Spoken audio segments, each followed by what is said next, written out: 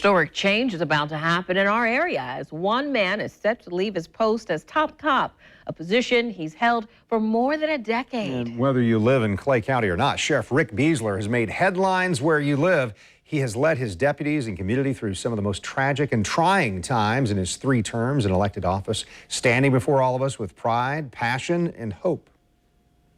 It's with deep regret and sadness that I have to inform you that a body has been found in the landfill in Folkestone, Georgia.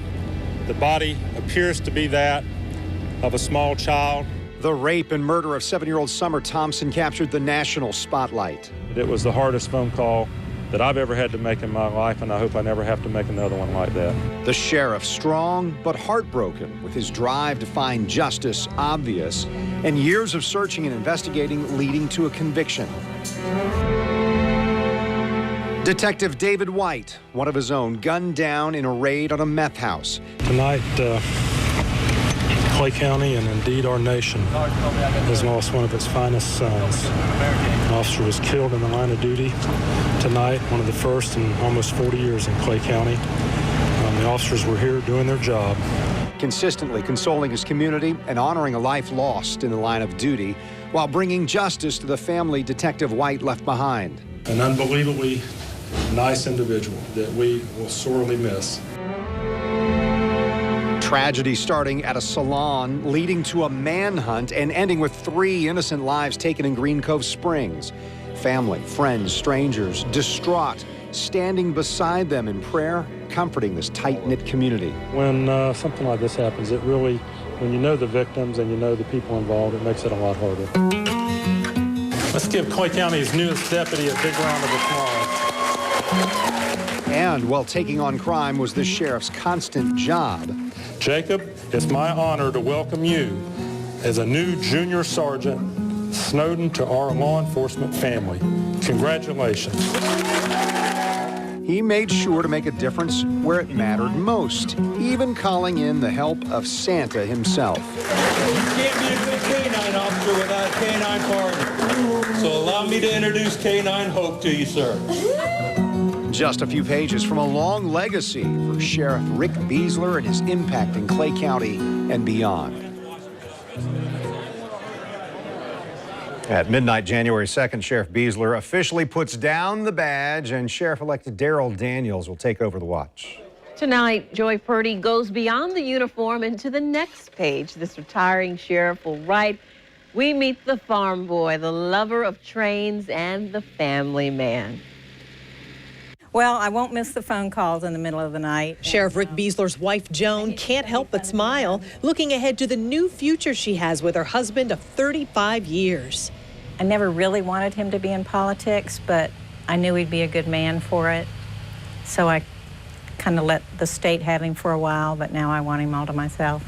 Joan has certainly been the sheriff's support behind the scenes, his #1 confidant. I try to never make a decision until I sleep on it overnight. And I tell people at the office that what I really mean is not that I sleep on it, that I get to come home and ask her about it. But Joan is also part of the reason Beseler decided to retire instead of running for a 4th term as Clay County Sheriff. Well, 4 years ago, when I was thinking about running for a 3rd term, Joan said, "I'm not asking you not to run, I'm begging you not to run. Let's start having fun in our lives." And I said, "No, I'm going to do 1 more term." And I did. And about 2 years into that term, Joan was diagnosed with breast cancer. And it made me feel about that tall that I hadn't retired when she asked me to. So it made this decision a lot easier. And she did really well. With her good health and her husband's retirement, together they can enjoy the things that bring them hope and happiness. That's the thing I love, is the wind whistling through those pine trees. I mean, that's music. And those trees are money to me. I mean, they're like my babies. Their 50-acre tree farm in Clay County. You're pretty good at driving this. Oh, thank you. And while Joan will no longer have to compete with those late-night phone calls and other daily demands of the sheriff's office, she knows there's one thing that will distract Beseler's attention from her. His fascination with trains.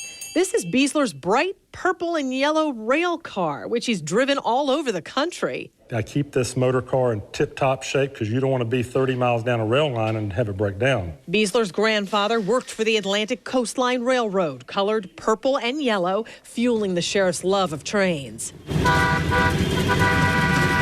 Today, the sheriff is part of the North American Railcar Operators Association and has at least one big trip on his bucket list, the Trans-Canadian Railway without Joan. No, the first 5 minutes are fun, and then the rest of it is like not fun. While that trip will be a solo one for Beseler, the soulmates, along with their newly adopted pup Zipper, have many trips to look forward to after they purchase their first motorhome. When I was a young guy, I always used to laugh at old people that had a little dog in a motorhome. And I said, you know, here we are now, buying a motorhome, we got a little dog. I says, I've become the people that I used to laugh about.